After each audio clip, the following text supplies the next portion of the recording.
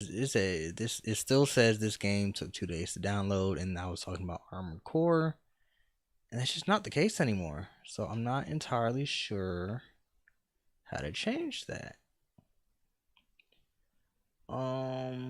Where are the filters?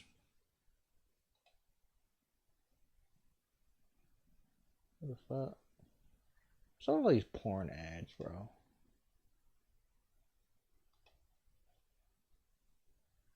Um, where are the filters so I can take off that green screen? That's wild how I just really cannot see it.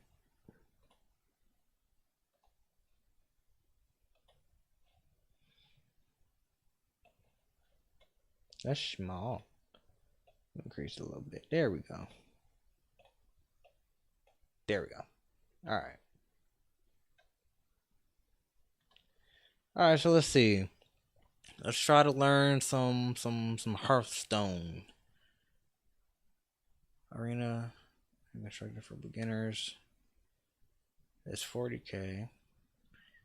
This one's 100K. Okay, let's just fuck it. Someone told me last time I streamed Master Duel to try out Hearthstone because if I wanted that real like back and forth feeling of duels. So let's watch the tutorial and just see how it goes. Welcome to the Hearthstone Beginner's Guide, a series of videos teaching you everything you need to know about starting and getting good at Hearthstone. I'm Chow Pao, and this video will give you a core understanding of everything you need to know about starting Hearthstone. Hearthstone is a free-to-play online card game where your goal is to get your opponent's health to 0. You do this by first choosing one of 10 classes, then creating a 30-card deck to smack your opponent in the face until they explode. Each class has their own cards and hero powers, so you can have lots of options to customize your own decks. The end goal of any Hearthstone player is to hit the legend rank, but you're going to have to go through a lot of ranks before you hit the top. The ranks are split into 2 sections, the apprentice ranks and the ladder ranks. The apprentice ranks are the first ranks everyone needs to go through. They consist of 40 ranks with 3 stars for each rank. You get a star for every My win, dog's and so after sleepy, you he get ain't 3 even stars, bothered me. you He move went up a straight rank. to sleep If you by win the time he multiple got games in a upstairs. row, you'll get a win streak bonus, meaning you'll get more than 1 star per win. You start at Apprentice 40 and you keep climbing the ranks until you reach Apprentice 1. In Apprentice, you don't lose any stars when you lose a game. You only gain stars when you win. After passing Apprentice 1, you'll move on to Bronze 10. This marks the shift from the Apprentice ranks to the normal ranks. You'll also gain access to a bunch of new play modes, which we will cover later in the video. In the normal ranks, you'll lose a star every time you lose, and you gain 1 star every time you win. But when you lose in Bronze 10, you won't go back to Apprentice. Instead, you'll hit the promotional 4, meaning that you cannot go below the rank you are at. Now that you've hit Bronze, you will never go back to the Apprentice ranks. In the main ranks, there are 5 tiers of ranks and then the Legend tier. To get a higher rank, you're going to have to win a game when you have 3 stars on the rank 1 tier below it. At the beginning of each month, there will be a rank reset, meaning that every month a new season starts and you'll be sent back to Bronze 10. Depending on your highest rank from the last season, you'll get So in-game is ranked. rewards and bonus stars upon winning I your mean, games I in the get it, new the intro. season. I'm not Here's knocking the it, thing but though, it's not ranked. every card in Hearthstone can be used in the rank mode of Hearthstone. After completing the Apprentice rank, you'll gain access to the Wild, Classic, and Casual game modes of Hearthstone. In Classic mode, only the first cards to ever exist in Hearthstone can be used. In the Wild mode, you can use every single card in Hearthstone except for the Classic cards. And Casual mode allows you to play with any card to ever exist except there are no ranks anymore. But the mode you'll probably play the most is the Ranked Standard mode. Standard is the game mode where you can only use cards that were released in the last 2 years. Each year, Hearthstone will release 3 expansions where they will add around 130 new cards to the game. These years have their own title and will change every year around March or April. This year is the year of the Hydra, and the latest expansion that was released was the Voyage to the Sunken City expansion. Last year was the year of the Griffin, where the Forged and the Barons, United and Stormwind, and the Fractured and Alterac Valley expansions were released. So cards released in this year, the year of the Hydra, And last year, the Year of the Griffin are the only cards viable in Standard right now. The year before the Year of the Griffin was the Year of the Phoenix. Cards released in this year cannot be used in the Standard format, but they can be used in the Wild and Casual modes. Unfortunately for us though, they don't give us the cards for free. You have to craft these cards with Arcane Dust. But how do you get Arcane Dust? From opening packs and disenchanting the cards from these packs. A pack costs 100 gold, and when you open a pack, you get 5 cards. Which is If how you don't much like on these my cards, credit You card. can disenchant the card for a dust refund. For example, if you disenchant a common level card, shown by the gray gem in the middle, you get a whopping 5 dust. On the flip side, it costs 40 dust to craft a common card. The most rare cards are legendary cards, shown by the little orange gem in the middle. These cost 1600 dust to craft. Not a great deal, right? Luckily for us, Hearthstone has a battle pass that will help you get new cards easier. You can complete daily and weekly quests to gain XP for the battle pass. And once you have enough EXP, you can move up a tier and gain a reward. Also, you gain EXP from just playing the game. This EXP will contribute to your class EXP, which will help you gain cards and feel cool. Some of these quests you get will tell you I to wanna play take a nap. another game mode of Hearthstone besides the regular play mode. I have more in-depth guides on all of these other modes, but here's a quick overview. You gain access to pretty much every game mode right away, except for Tavern Brawl, where you will need to wait until one of your classes reach level 20 before you gain access to it. Battlegrounds is Hearthstone's auto battler game mode. I highly recommend you trying it out. It's a lot more free to play friendly than the regular Hearthstone game mode. Arena is a game mode where you will be given the choice of 3 cards. Game mode right away, except for Tavern Brawl, where you will need to wait until one of your classes reach level 20 before you gain access to it. Battlegrounds is Hearthstone's auto battler game mode.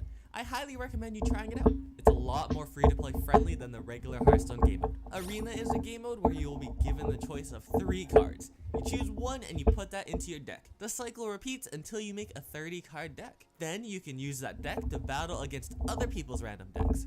Duels is where Hearthstone becomes wild. You first pick a class with a new hero power, and then you create a 16 card deck to battle other people. After each duel, you'll add a few more cards to your deck and make it more powerful. In both Arena and Duels, you want to hit 12 wins before you lose 3 fact, I can see him times. chewing And on you'll his get a reward bone. for how many wins you get He's at the end of so your run. far into the mic. Mercenaries is Like, independent it's louder from than other my Hearthstone voice? game That's modes. so You weird. make a warband and then you go through turn-based deck. Then you can use that deck to battle against other people's random decks. Duels is where Hearthstone becomes wild. You first pick a class with a new hero power, and then you create a 16 card deck to battle other people. After each duel, you'll add a few more cards to your deck and make it more powerful. In both Arena and Duels, you want to hit 12 wins before you lose 3 times. And you'll get a reward for how many wins you get at the end of your run. Mercenaries is independent from other Hearthstone game modes. You make a warband, and then you go through turn-based combat to battle your opponent. Tavern Brawl changes every week, where one week you might have a 30 card deck consisting of 1 card, and another week you're playing chess.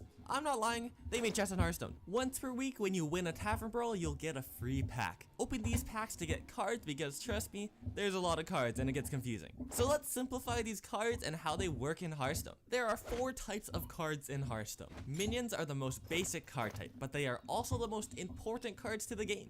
They consist of an attack stat on the bottom left and a health stat on the bottom right. You can play a minion or any card for the amount of mana on the top left of the card. The more mana a card costs, the bigger of an effect it will have.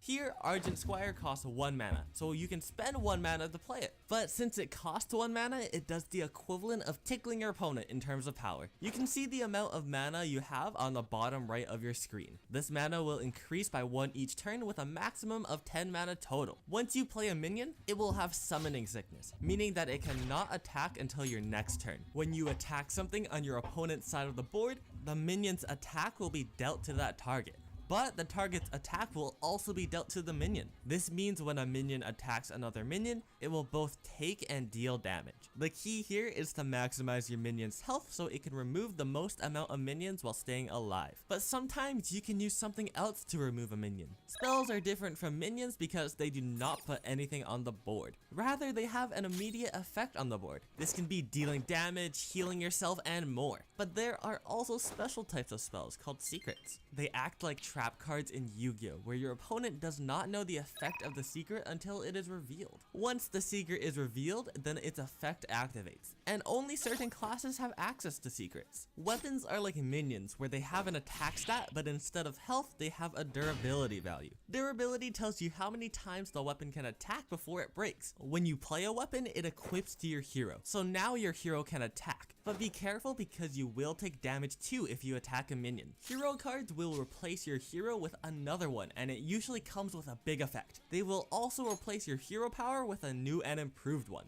These cards are extremely powerful and can often swing games just because of their effect. Combining these card types and using synergies between these cards is how you have the most fun in Hearthstone. This can come in the form of minion tribes and spell schools as well. On the bottom of the minions and spells, you'll see a little tag which will tell you the minion tribe or the spell school the card is in. If there's nothing there, then the card has to accept the fact that they're alone. Each tribe or spell school has different synergies and playstyles. Here's a simple explanation of all of them. Beasts usually focus on some sort of offensive playstyle, usually having high attack and focusing on hitting your opponent in the face. Demons are powerful minions, but summoning them comes at a cost. This can be in health or a lot of mana. Dragons have powerful effects. Usually dragon synergy comes from having another dragon in your hand. Elementals are minions which rely on playing an elemental the turn before for a bonus effect. Mechs like having another mech on your side of the board. If you control a mech, you'll get some sort of buff or bonus when you play another mech.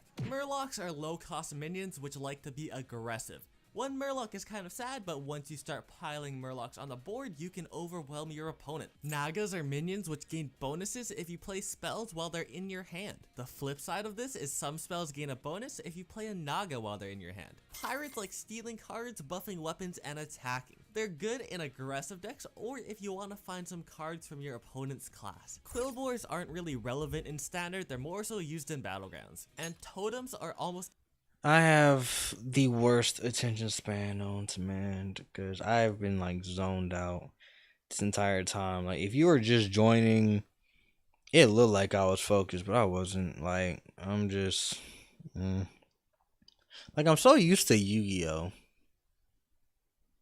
especially like Yu-Gi-Oh's artwork, and this kind of seems like a lot. But then again, Yu-Gi-Oh is a lot. But I've been playing since the 5Ds era, so it's not that bad. Adjacent minions. I don't even know what adjacent means. I don't. Adjacent minions have +2 attack at the end of your turn. Draw a card. I don't know what any of this means. Exclusive to the Shaman class. Usually, they're 0 attack minions with a repeatable effect. For spell schools, the same idea applies. Each spell school has a different theme. Arcane spells have more of a magical aspect to their effects. They can do a lot of direct damage and card draw. Fel spells are the magic of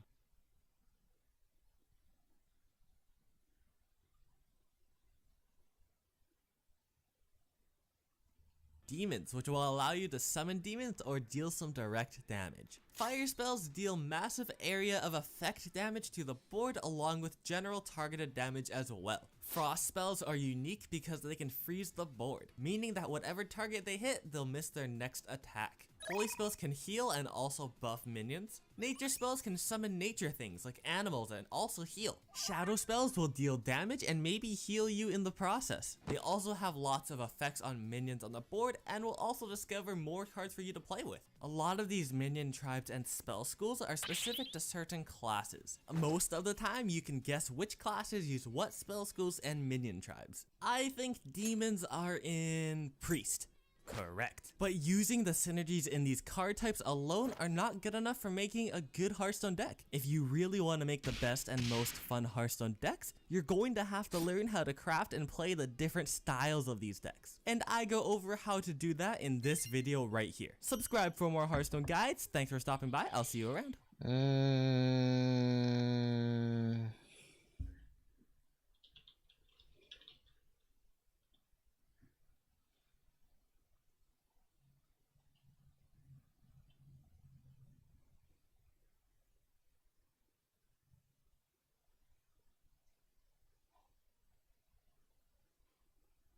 Don't know what that was. So you want to learn how to play Magic: The Gathering. That's awesome, because Magic is the best and most fun game in the whole world. But I'll be honest, it can seem pretty complicated and frankly intimidating to try to learn. So what I want to do in this video is teach you just I'm one zoned out. I'm single looking at the lesson about flower game. in the bag. Do I have Once you learn ADHD? that, the rest of the rules make a lot more sense. I know you'll probably have some questions as we go along, but I'm gonna ask you to just trust me.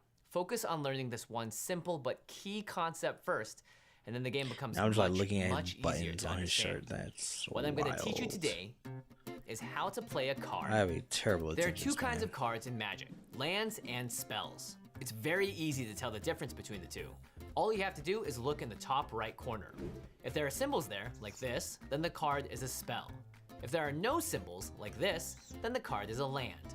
Lands also say the word land here in the middle. Now the spells are the cards that actually do stuff in the game. They might be creatures, which can attack your opponent, or a lightning bolt that can deal a ton of damage to something. Lands, on the other hand, are a resource that allows you to play your spells. You can think of it kind of like money. If you want to cast a spell, well, the lands give you what you need to pay for it. Let's look at the card Savannah Lions. Like all spell cards, it has those symbols in the top right corner. This is the cost. If you want to play this card, you're gonna have to pay that cost. Now, see the symbol in this circle? It matches up with a symbol on this land card, a plains. That tells you that this plains can pay the cost of the Savannah Lions and allow you to play it. To do that, you just take the land and turn it sideways, like so. This is called tapping the card. It's a way to indicate that it's been used. When you do that, you generate the one white symbol that is needed to pay the cost of the Savannah Lions. What? Congratulations! You have just played your first card. You're on your way to becoming a powerful wizard. What? Don't worry too much just yet about what the card do that. You generate the one white symbol that is needed to pay the cost of the Savannah Lions. Congratulations! You have just played your first card. You're on your way to becoming a powerful wizard. Don't worry too much just yet about what the card does or how it functions. That will come later. Let's try another spell with a cost that's a little bit more complex. Check out Coral Commando. This card cost has more than one symbol on it, a gray circle with the number 2 and a blue water droplet. Now, when there are multiple symbols like this in the cost of a card, I want you to imagine that there is an invisible plus sign between each symbol. So you need to pay this plus that. The blue bit matches up with this island land card, so that tells you that you need one island to pay for it, just like you needed one plains to pay the white symbol last time. But the symbol with the 2 in it, it's a little different. To pay this part of the cost, you need 2 lands, but they can be of any color. So it doesn't matter if you use a plains, an island, or any other land.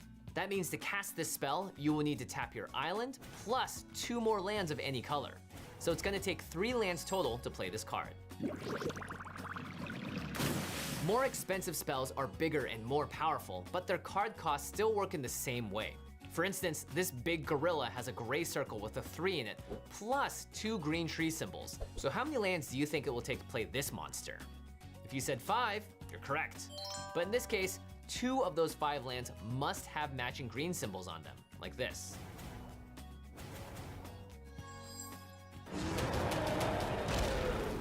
Yeah, that thing is scary. Okay, let's do a quick thought exercise. I want you to try and figure out how to play some cards on your own. Let's imagine you have these 3 lands in play, and in your hand you have 3 spells. Which of these cards can you play right now? Remember, the gray numbers can be paid with any land, but the colored symbols must match the color of a land you use. And don't forget the invisible plus sign between each symbol. If you said Goblin Raiders, you're correct. You can cast it by tapping 1 red mountain land and either one of your other lands. You cannot cast this spell because it unfortunately needs at least 1 blue land, which you don't have. And likewise, you can't play this one because it requires at least 4 total lands, but you've only got 3. All right, let's try one more, just to make sure you really have the concept down. Here are your 3 spells, but this time you've got 4 lands. So, what can you play? If you said either of these 2 cards, you're correct. This card requires 2 white lands plus 1 of any color. And this one takes 1 plains plus 1 island plus 2 lands of any color. The only card you can't play is this one, because even though you have the island you need, you require 5 other lands to pay the rest of the cost, but you only have 3 left. You'll run into a lot of situations where there's more than one card that you can play. Figuring out which is the best choice in any given situation? Well, that's where the strategy comes in. Magic is a game that really rewards smart decision making and player skill. As you get deeper into Magic, your spells that's can be crazy. Still crafted doesn't into show your up own on unique strategy. Twitter yet. In the restream. Very interesting.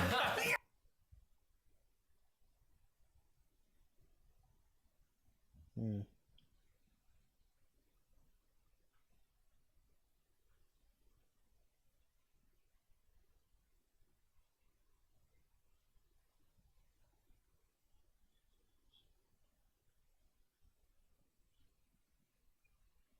All right. Very interesting. Whether it's by using tricks So like to the outthink viewers and show outmaneuver your up, but it opponent. doesn't actually say. Throwing huge game-ending haymakers. I win! Or putting together the perfect combo of spells to completely take over the game. So now that you've gotten the most important lesson down, how to play your cards, the #1 best way to learn to play Magic is by downloading the digital version of the game called Magic: The Gathering Arena. It's totally free to get started and gives you immediate access to a bunch of easy to understand tutorials that are specifically designed to teach you the game in a hands-on setting. And the great thing is, it's a completely safe environment. You start by playing with and against the computer, so you don't have to worry about making mistakes or experimenting. Trust me, even if you only want to play with paper cards in the real world, Arena really is the best way to learn the ropes. The rules in the digital game are the exact same as what you'll use at your kitchen table. Plus, they've given us a special bonus code you can redeem to get a head start right away. Anytime before June 28th, just enter the code GAMENIGHTS, all one word, and you'll get the Avenging Angels deck for free. Okay, so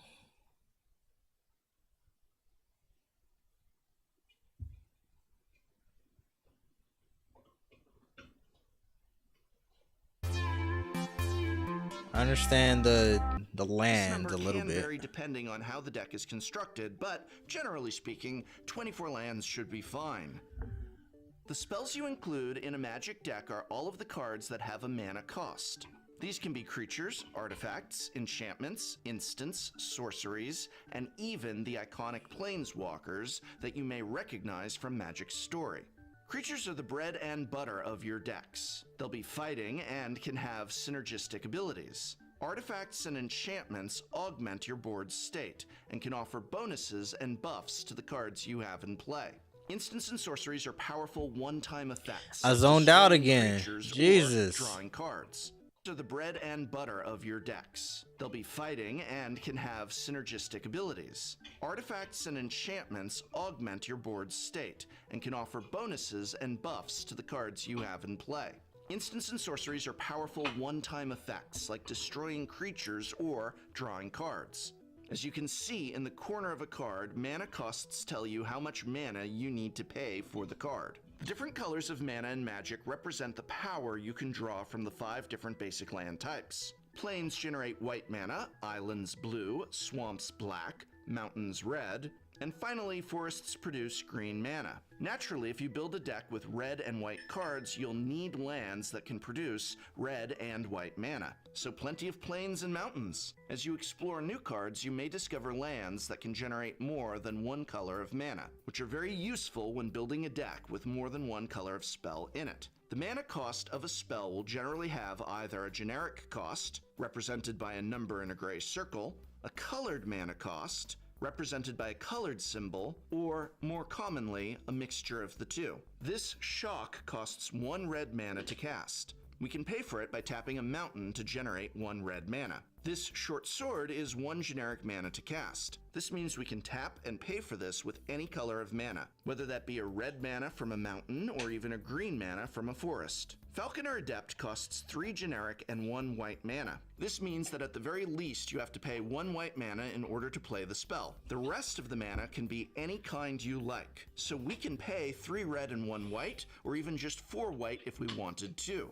The important thing to remember here is that you must pay the color requirements, even if the generic requirements are flexible. To generate mana from a land, we tap it. Tapping indicates we have used the resource for the turn, and is a handy way to remind both players that the resource has been used. Don't worry, when you start your next turn, you'll be able to untap and use them again. Each player starts with 20 life points. Your goal is to reduce the life total of your opponent to 0 before they can do the same to you. Turns consist of playing one land a turn to increase your resources, playing increasingly powerful spells, and sending creatures into combat when you feel like you have a strong attack to make. The easiest way to whittle the life points of an opponent down is through creature combat.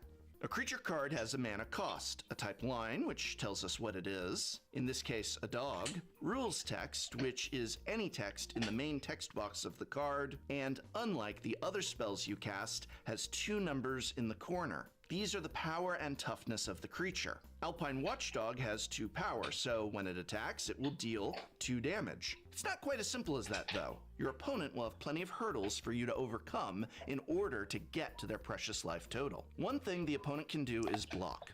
Alpine Watchdog has 2 toughness, so when it either blocks or becomes blocked, it can withstand a creature with 1 power, but will fall to a creature with 2 power or higher.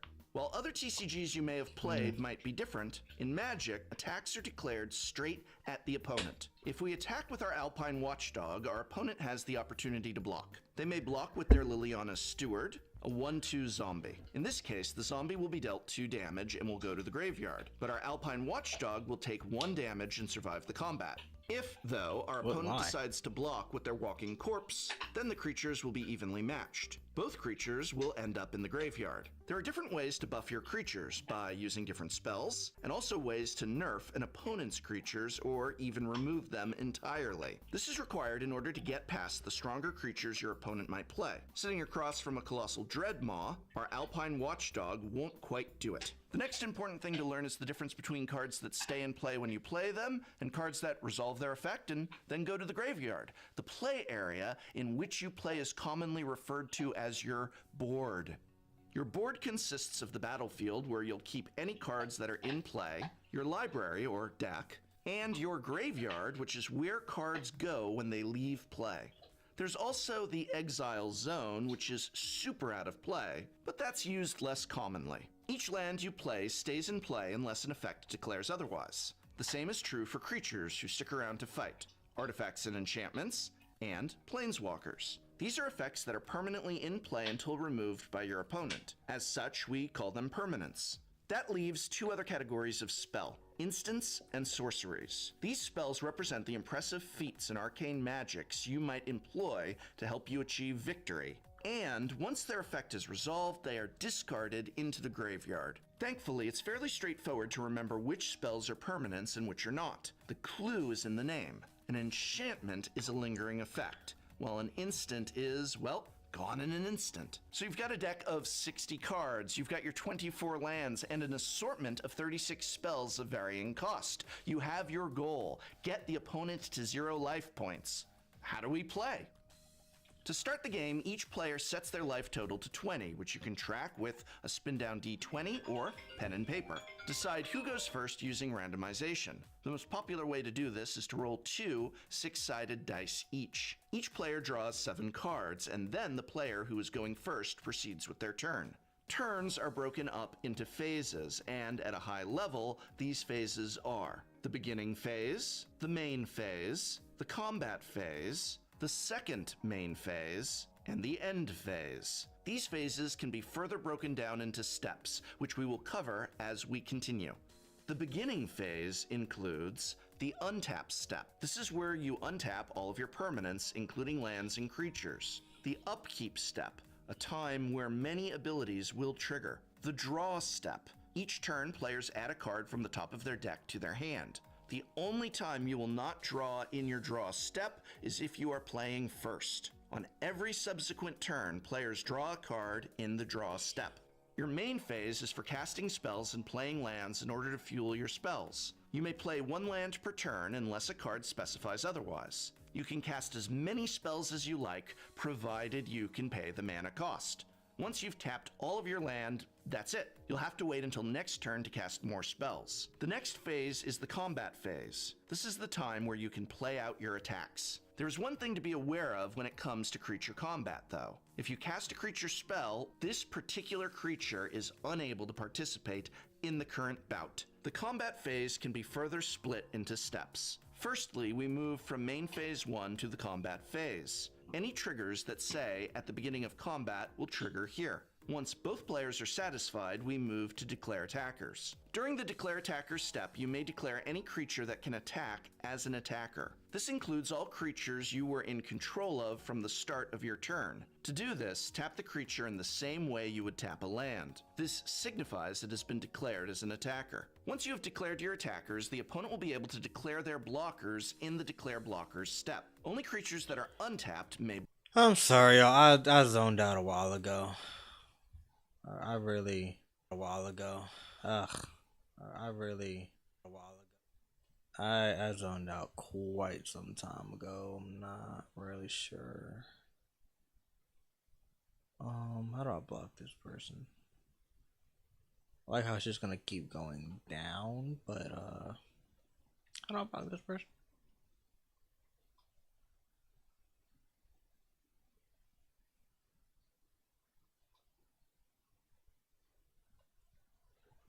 Let's see.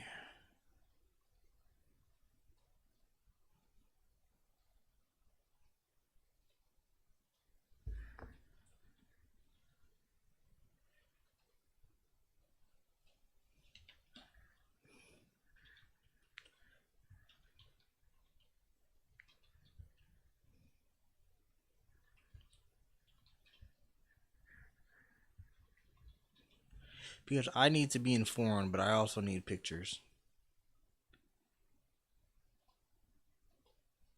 I'll come back to this. I would at least get into Magic first, but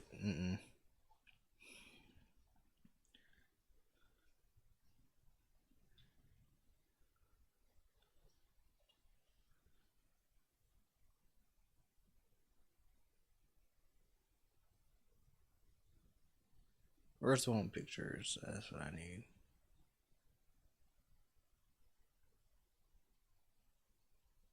Okay. Did the plan, and they declared the Israel-Palestine conflict is that it's been going on for centuries, all about ancient religious hatreds. In fact, while religion is involved, conflict's mostly about two groups of people who claim the same land, and it really only goes back about a century to the early 1900s. Around then, the region along the eastern Mediterranean we now call Israel-Palestine been under Ottoman rule for centuries. Religiously diverse, including mostly Muslims and Christians, also a small number of Jews who lived generally in peace. It was changing in two important ways. First, more people in the region were developing a sense of being not just ethnic Arabs, but Palestinians, a distinct national identity. At the same time, not so far away in Europe, more Jews were joining a movement called Zionism, which said that Judaism was not just a religion, but a nationality, one that deserved a nation of its own. And after centuries of persecution, many believed a Jewish state was their only way of safety and saw their historic homeland in the Middle East as their best hope for establishing it. In the first decades of the 20th century, tens of thousands of European Jews moved there. After World War I, the Ottoman Empire collapsed, and British and French empires carved up the Middle East, the British taking control of a region it called the British Mandate for Palestine. At first, the British allowed Jewish immigration, but as more Jews arrived, settling into farming communities, tension between Jews and Arabs grew. Both sides committed acts of violence, and by the 1930s, the British began limiting Jewish immigration. In response, Jewish militias formed to fight both the local Arabs and to resist British rule. Then came the Holocaust, leading many more Jews to flee Europe for British Palestine and galvanizing much of the world in support of a Jewish state. In 1947, as sectarian violence between Jews and Arabs there grew, the United Nations approved a plan to divide British Palestine into two separate states, one for Jews, Israel, and one for Arabs, Palestine. The city of Jerusalem, where Jews, Muslims, and Christians all have holy sites, was to become a special international zone. The plan was meant to give Jews a state, to establish Palestinian independence, and to end the sectarian violence that the British could no longer control. The Jews accepted the plan, and they declared independence as Israel. But Arabs throughout the region saw the UN plan as just more European colonialism trying to steal their land. Many of the Arab states, who had just recently won independence themselves, declared war on Israel in an effort to establish a unified Arab Palestine where all of Palestine is Israel? Land. But the Jews accepted the plan was meant to give Jews a state. Palestine to is establish no Palestinian independence. Oh my god, I've always been so terrible with social studies, Jesus Christ. I think I really might have ADHD. Like, if it's not gaming, bro, like, I just cannot focus on certain stuff. And I have a terrible memory.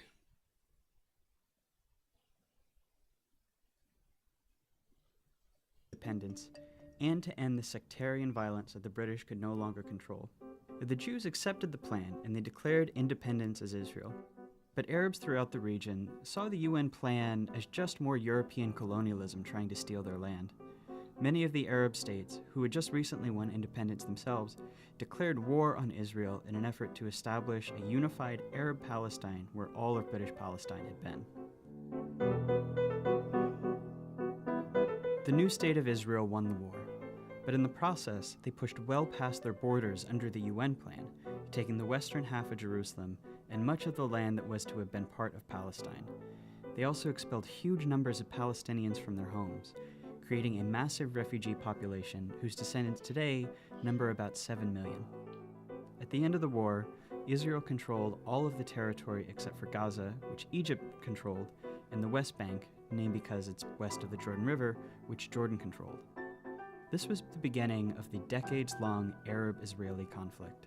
During this period, many Jews in Arab-majority countries fled or were expelled, arriving in Israel. Then something happened that transformed the conflict. In 1967, Israel and the neighboring Arab states fought another war. When it ended, Israel had seized the Golan Heights from Syria, the West Bank from Jordan, and both Gaza and the Sinai Peninsula from Egypt. Israel was now occupying the Palestinian territories, including all of Jerusalem and its holy sites. This left Israel responsible for governing the Palestinians, a people it had fought for decades. In 1978, Israel and Egypt signed the US-brokered Camp David Accords. Shortly after that, Israel gave Sinai back to Egypt as part of the peace treaty. At the time, this was hugely controversial in the Arab world. Egyptian President Anwar Sadat was assassinated in part because of outrage against it. But it marked the beginning of the end of the wider Arab-Israeli conflict. Over the next few decades, the other Arab states gradually made peace with Israel. I have no even idea if they what's never going signed on. I a have no peace idea what treaty. this person's talking about. I really don't. But I'm Israel's trying military to, was I still really am, but- occupying the Palestinian territories of the West Bank and Gaza, and this is when the conflict became an Israeli-Palestinian struggle. The Palestinian Liberation Organization, which had formed in the 1960s to seek a Palestinian state, fought against Israel, including through acts of terrorism. Initially, the PLO claimed all of what had been British Palestine, meaning it wanted to end the state of Israel entirely. Fighting between Israel and the PLO went on for years, even including a 1982 Israeli invasion of Lebanon to kick the group out The of Beirut. stillness of the ceasefire in southern Lebanon I don't was know shattered who's today who by the anymore. I really don't.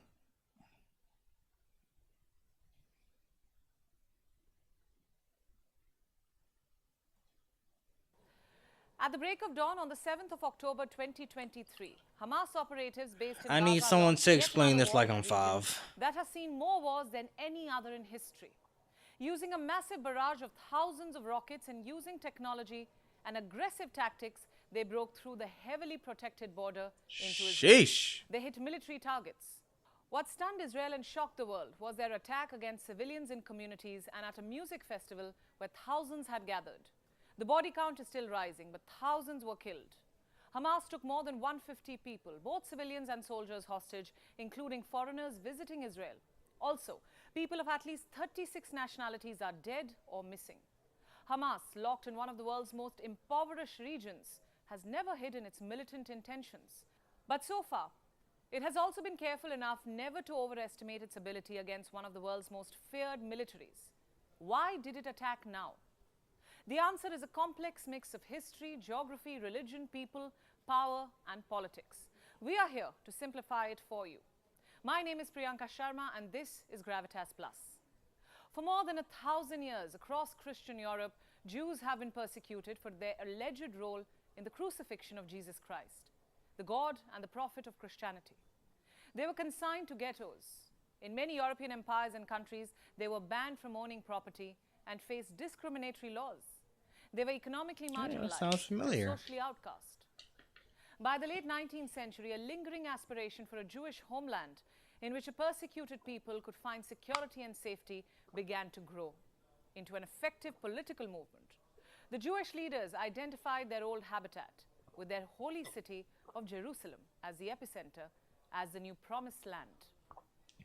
The stretch of land located between Lebanon, Syria, Transjordan, and Egypt. This was once home to the kingdom of ancient Israel and the kingdom of Judah. It was a land from which they had been often driven out and often returned. Their history includes the memory of Jewish people enslaved by the pharaohs of Egypt and their return under the leadership of Moses. Jews were first driven out from the kingdom of Israel around 732 BC by the Neo-Assyrian Empire. Then from the kingdom of Judah during the Babylonian captivity in 597 BC. The Roman Empire was their next overlord. In 66 CE, the Judean population rebelled against the Roman Empire, a brave uprising that was crushed with unsentimental ferocity by the Romans, culminating in the destruction of Jerusalem in 70 CE. In 132 CE, there was the Bar Kokhba revolt. Simon Bar Kokhba was a Jewish military leader. Under him, the Jews of Judea rebelled against the Roman Empire. The fighting went on for 4 years, at the end of which the Jews were forbidden access to Jerusalem. The Romans renamed the region Syria Palestina. The Jewish people spread across a wide diaspora, unable to find their center of political gravity. The rise of Arab empires brought the region under the rule of Damascus and Baghdad. For a while, Christian crusaders conquered Jerusalem under the Arabs. Under Saladin, restored their own rule.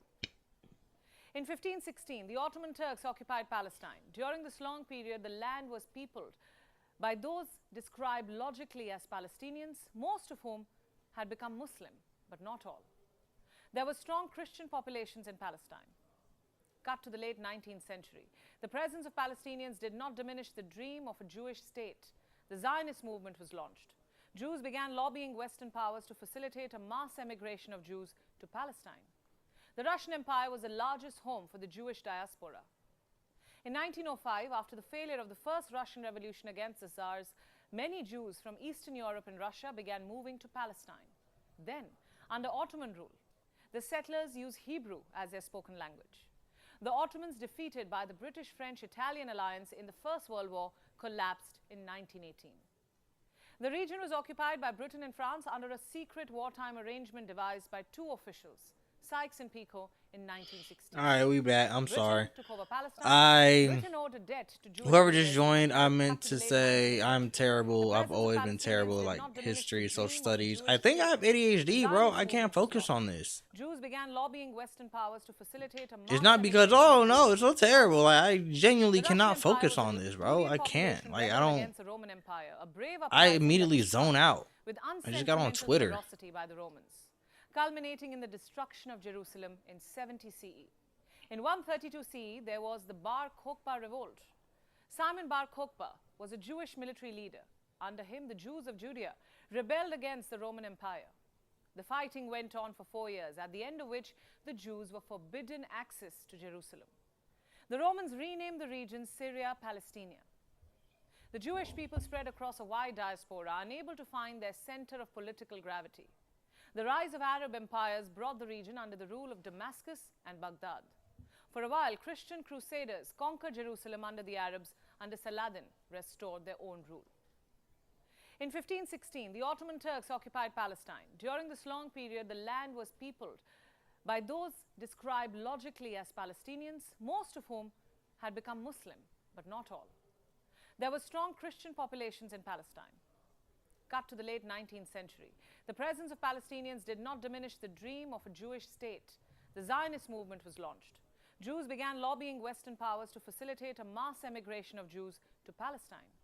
The Russian Empire was the largest home for the Jewish diaspora. In 1905, after the failure of the First Russian Revolution against the Tsars, many Jews from Eastern Europe and Russia began moving to Palestine. Then, under Ottoman rule, the settlers used Hebrew as their spoken language. The Ottomans, defeated by the British, French, Italian alliance in the First World War, collapsed in 1918. The region was occupied by Britain and France under a secret wartime arrangement devised by two officials, Sykes and Picot, in 1916. Britain took over Palestine. Britain owed a debt to Jewish leaders who had helped during the First World War, particularly in finance. In 1917, then British Foreign Secretary Arthur Balfour wrote to Lionel Walter Rothschild. He was one of the most prominent leaders of the British Jewish community, in which he promised the establishment in Palestine of a national home for the Jewish people. It is also said that the British government will facilitate the achievement of this object. This became known as the Balfour Declaration.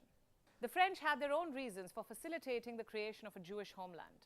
In 1799, Napoleon had issued a proclamation. He offered Palestine as a homeland for Jews under France's protection.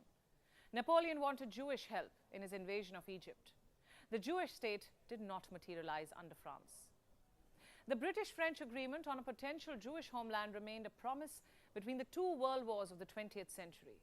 But the idea kept gathering momentum. The Muslim and Christian Arabs, who obviously would be displaced from a territory that they had inhabited for centuries, opposed the Balfour Declaration. The British could not totally ignore them, for they had held the British against the Ottomans in the First World War as well. So the British limited Jewish immigration, trying to appease both sides. By the 1930s, Arabs and Jewish settlers had begun fighting openly in Palestine. The tragedy of Jews and Judaism reached an unbelievable apotheosis during the Second World War, when the German Nazis under Hitler designed a horrific, unimaginable plan to kill every Jew in their domain in what is now known as the Holocaust. Jews were sent to concentration camps where they were enslaved, starved, and gassed to death. It was beyond belief that human beings could sink to such depraved barbarism. At the end of the Second World War, the urge to create a homeland for Jews acquired a moral momentum when Jewish settlers discovered that the British were still reluctant to leave from Jerusalem. They attacked the British soldiers and authorities. The matter went to the newly created United Nations. In 1947, the year India got independence, the UN voted to partition Palestine. The United Nations adopted the resolution 181. According to it, there was to be an Arab state and a separate Jewish state. Palestinians rejected the resolution. They mainly pointed two things. One, Jews were allotted nearly 56% of Palestine, despite making up just 33% of the population in Palestine. Two, Jews were being allocated the fertile coastal region. Until then, Jews owned 6% of the Palestinian land. This UN map changed the reality. Soon, Jews began occupying the land designated to them. The Palestinians fought, but without much success. By May 1948, Jews were in control of all of the land promised to them, also some Arab territories. On the 14th of May 1948, Israel became a country. It was the first Jewish state in 2,000 years. At its helm was Prime Minister David Ben-Gurion.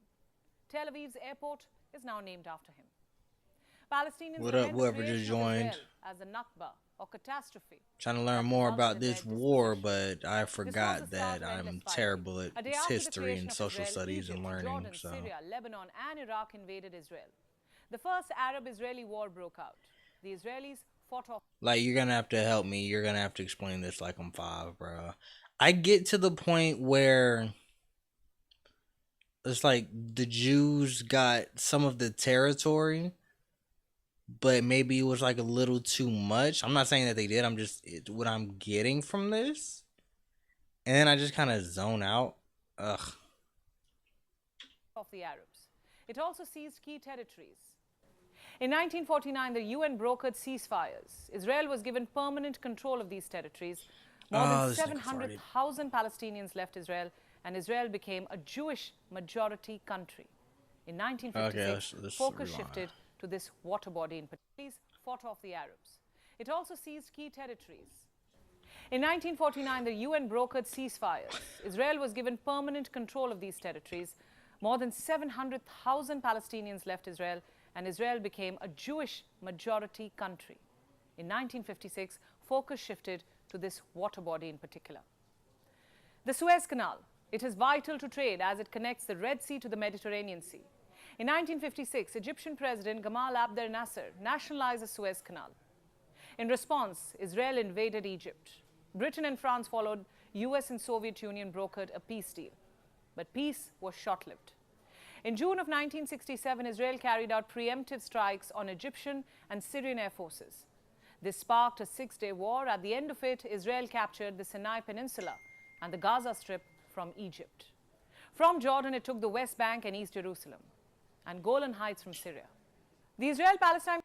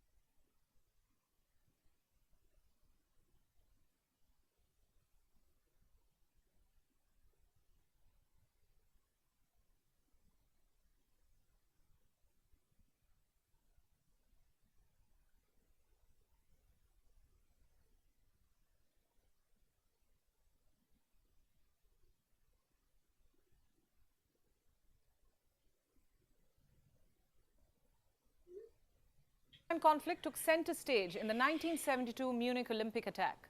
Extremists from the Black September group raided an Olympic Village dorm. They killed 2 Israeli athletes, took 9 others hostage, all of whom died eventually. In 1973, Syria and Egypt launched a surprise 2-front war. It was Yom Kippur Day. The Arab forces gained ground in a victory which Egypt celebrates as historic. It recovered the whole of Sinai. America intervened to stop the war and lay the framework for an accord between the principal nations, Egypt and Israel. In 1978, Egypt and Syria signed the Camp David Accords. This led to the 1979 Egypt-Israel Peace Treaty, but all the while the question of Palestinian self-determination remained unresolved. In 1987, Palestinians living in the West Bank and Gaza Strip rose up against the Israeli government. It was the first intifada. Intifada meaning shaking off. In 1993, Oslo I Accords were signed between Israeli Prime Minister Yitzhak Rabin and Palestine Liberation Organization, or PLO, the negotiator, that is Mahmoud Abbas.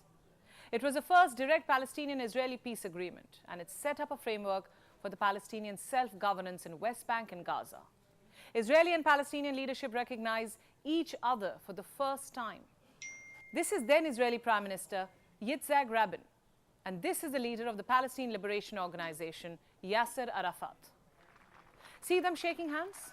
This handshake got them the Nobel Peace Prize, but peace still evaded the region. In 1995, the Oslo II Accords were signed. It mandated Israeli withdrawal from 6 cities and 450 towns in West Bank. Israel withdrew its troops from Gaza in 2005. Cut to present. The West Bank and the Gaza Strip constitute the state of Palestine.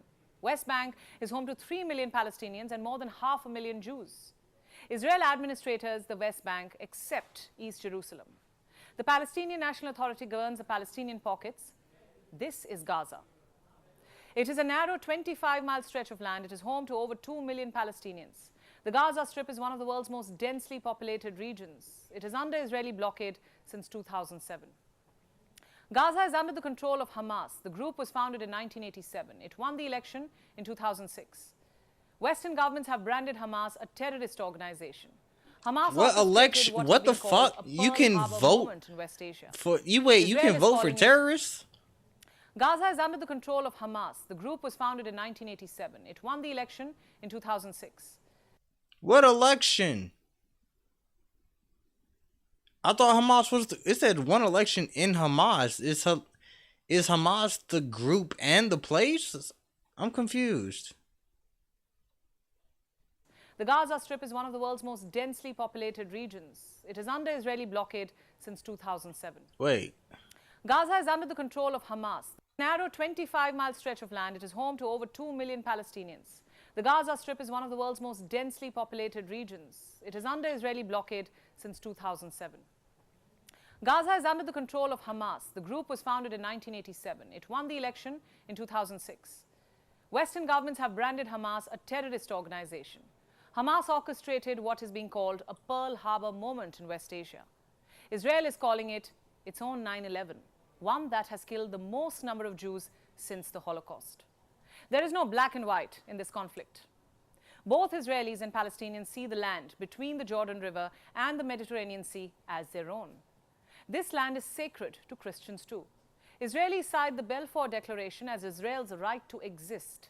The Palestinians regard it as the start of their dispossession. Here is something one often forgets about this declaration. It also mentioned that it was quote-unquote clearly understood that nothing shall be done which may prejudice the civil and religious rights of existing non-Jewish communities in Palestine. The Balfour Declaration was signed in 1917, but between 1915 and 1916, a set of 10 letters were exchanged between the British and Mecca's Amir. These letters, known as the McMahon-Hussein Correspondence, speak about the idea of an independent Arab state. Is this conflict a British legacy? Something to think about. Here's something else. Why does a sustainable solution evade the region? Despite years of diplomacy, issues remain. Number one, the two-state solution. Hamas rejects it. Israel says a Palestinian state must be demilitarized. Number two, Jerusalem. Palestinians want East Jerusalem to be the capital of their state. Israel says Jerusalem should remain its eternal capital. 3. Refugees. Before this war, more than 5.6 million Palestinian refugees were living in Jordan, Lebanon, Syria, or in camps in Gaza and West Bank. Palestinians demand that the refugees be allowed to return to where their families lived before the 1948 war. Israel says any resettlement of Palestinian refugees must be outside its border. Almost every global power has picked a side in this conflict, and no one has been able to broker peace. This is the biggest war in West Asia in 50 years, and it stands to change the strategic landscape of the region beyond recognition. I can't say that cleared up too much for me, but that's my own fault and not the fault of the speaker.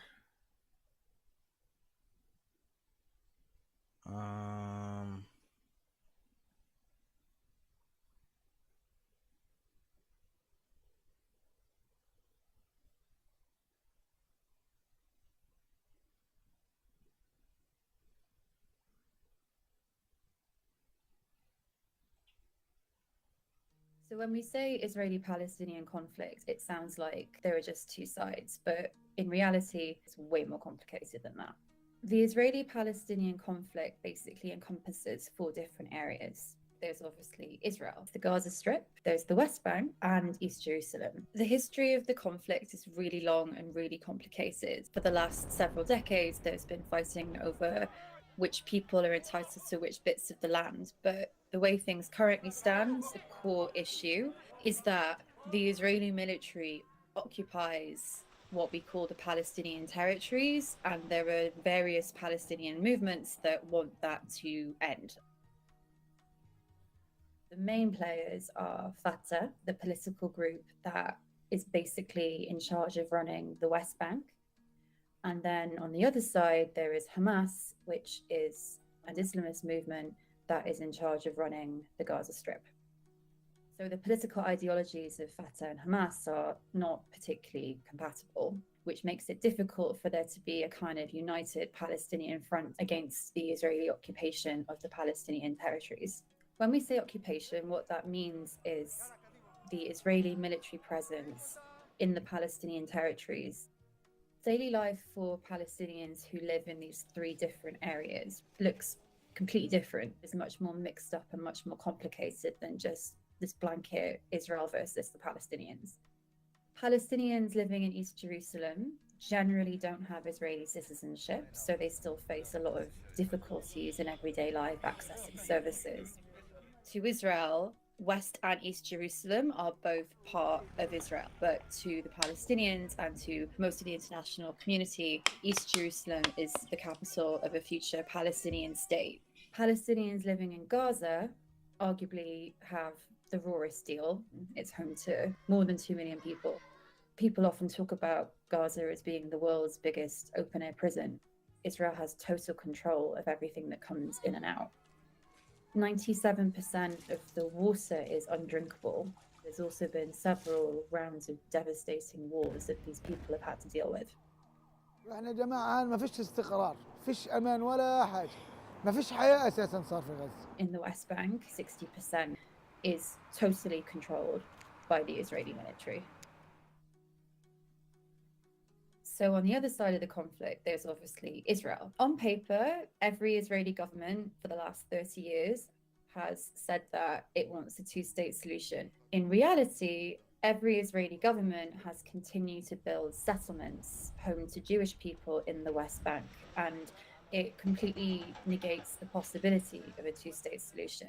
بننام في السيارة وين نروح يعني بالسيارات بيجي بالسيارات بننام فيها بنلف على الجيران القبائل بننام يعني عمرها صح هذا الواحد تعبوا. Prime Minister Benjamin Netanyahu has had no interest in pursuing the peace process at all. The Israeli leadership is right when it says that they don't have legitimate partners for peace on the Palestinian side. There has been very little appetite on the Palestinian side either to actually resolve the conflict. Weird how that didn't For show the up last in my 15 years. notifications. The actual large-scale warfare and fighting has been concentrated on the Gaza Strip, devastating rounds of war between Hamas and Israel with rocket fire on both sides. It's basically impossible to predict what's going to happen in a place this complicated, but we're already seeing a lot more violent incidents in the West Bank and in Israel, there are worries for a lot of people that large scale violence might not just be contained to the Gaza Strip. It might be happening on a large scale, the other side of the Green Line within Israel itself.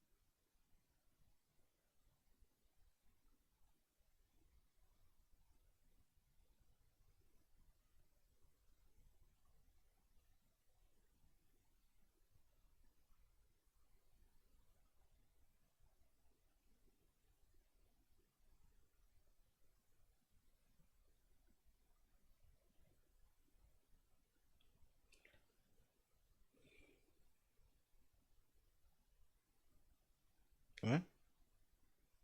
I was about to say Gen X. Okay, because Gen X isn't a ritual.